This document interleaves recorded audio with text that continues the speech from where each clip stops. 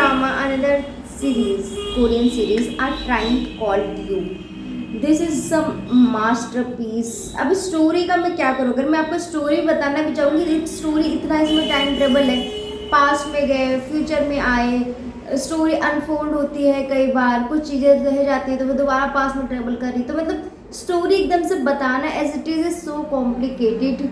5 से 10 मिनट में मैं क्या ही स्टोरी बताऊंगी आपको। अगर स्टोरी बताने बैठूंगी तो पक्का 1 घंटा लग जाएगा मुझे पूरा अच्छे से डिटेल में बताने में।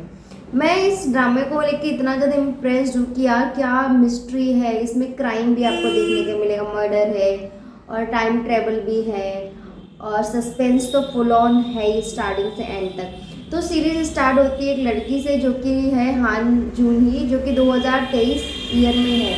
तो इसने 1 साल पहले उसका बॉयफ्रेंड की डेथ हो गई थी, उसने बॉयफ्रेंड खो दिया होता है, तो वो उसके शॉक में होती है, वो बिलीव नहीं कर पा रही होती है अब तक कि क्या है, वो नहीं सदमे से निकल पा रही थी। एक दिन वो ट्रैवल कर रही होती है बस में, और ट्रैवल करते करते उसे कहीं मतलब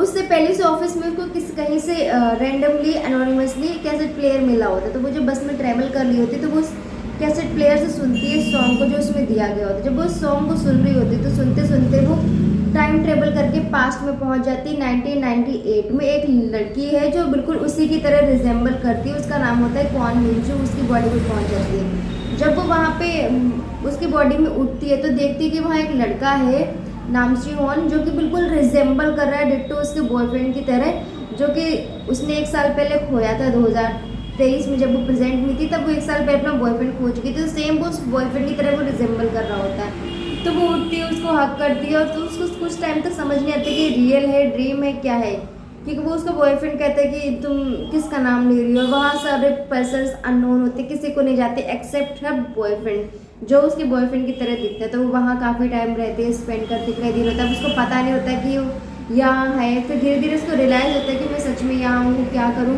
फिर वो अचानक से वापस अपने 2023 में पहुँच जाती है। जब वो वापस 2023 में पहुँच जाती है तब वो बताती कि मैं बस में ट्रेवल कर रही तो मैंने ऐसा ड्रीम देखा था। तो उसको थोड़े टाइम में यकीन नहीं होता, बट उसको इतना एज इट इज़ रियल लग रहा होता है कि उसको लगता है कि सच में हुआ है, लेकिन वो बिलीव नहीं करती कि मैं टाइम ट्रेवल करी होंगी, किसी भी कैसे सुनते सुनते नहीं होता।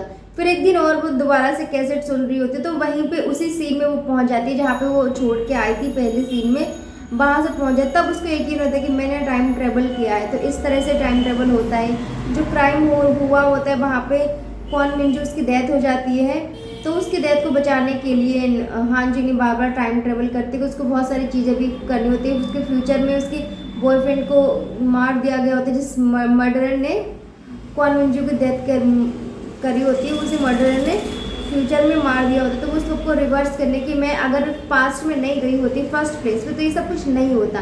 तो इस मैच को रिजर्व करने के बारे में वो सोचती है। और इसी दौरान जो नामशी होन जो कि पास्ट में था 1998 में, वो अचानक से ट्रेवल करके वो भी फ्यूचर में पहुंच गया होता है। बहुत सारी चीज़ें होती है। फिर ये दोनों फ्यूचर जो पास्ट में जो कुछ भी है सबको चेंज करते हैं।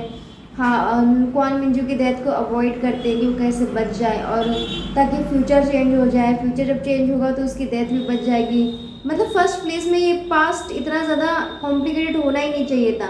तो फिर वो finally one more time last time हाँ जी हूँ जाती है पास्ट में, और कौन मिंजू की डेथ को बचा पाती है। एक अटेम्प्ट में वो अनसक्सेसफुल रहती है, फिर दोबारा फिर जाती है मुश्किल से, क्योंकि तब तक कैसेट प्लेयर भी ख़राब हो गया होता है, वो नहीं चलता है, वो बंद हो जाता है, टूट जाता है। लेकिन बहुत मुश्किल से अचानक से किसी सरप्राइज है, जब भी वो अपने बॉयफ्रेंड के बारे में याद करती है तब अचानक से सरप्राइज में कैसेट प्लेयर चलने लगता है। वो जाती है पास में और उसको बचा लेती है। फिर वो वहाँ पे उसके 2 फ्रेंड होते हैं, नामशी होन और उसका एक और फ्रेंड, उसको बताती है। उन सबको भी पता लग गया होता है कि पास्ट लाइफ वगैरह सब रियल है, जो ये अब तक बता रही थी कि ये दूसरी लड़की है हान जुनी है। तो वो उसमें यकीन कर लेते हैं, वो सब कुछ बिलीव हो जाते, तो उनको बताते कि ये सब मैं रिवर्स करना चाहती हूँ।